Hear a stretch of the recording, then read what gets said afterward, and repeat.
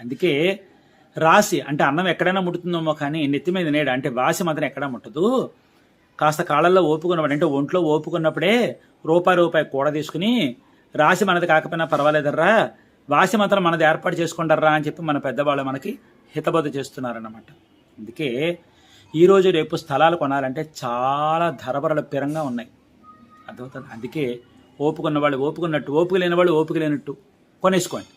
చిన్న ముక్కైనా పర్వాలా, అదో ఒక 20 గజాల ముక్క నుంచి మీ ఇష్టం. 20 గజాల ముక్క బొత్తిగా ఇవేం చేసుకుంటామని అంటారు, తప్పే ఉంది ఇందులోని. 20 గజాల ముక్క అంటే నష్టమే ఉంది ఇందులోని. అక్కడ ఒంటిలు వేసుకుంటాం, ఇక్కడ గది వేసుకుంటాం, అక్కడ వండుకుంటాం, ఇక్కడ తింటాం, పడుకుంటాం. మన ఇల్లు అనుకో మనం ఎలా దొరిలేసినా పర్వాలేదు, మనది అని అనిపించుకోవాలి. 4 పక్కల 4 రేకులు నెత్తి మీద రేకు పడేసామనుకో అలా పడి ఉంటుంది. కలుగునేది ఏదో పసర మీద తింటాం. మన ఇంట్లో మనం ఏం తిన్నా పర్వాలేదు, ఎలా దొరికినా పర్వాలేదు. రేపు పొద్దున కాలు చేయకూడదు తీసుకున్న తర్వాత ఇంతకంటే పెద్ద స్థలము తీసుకోవచ్చు.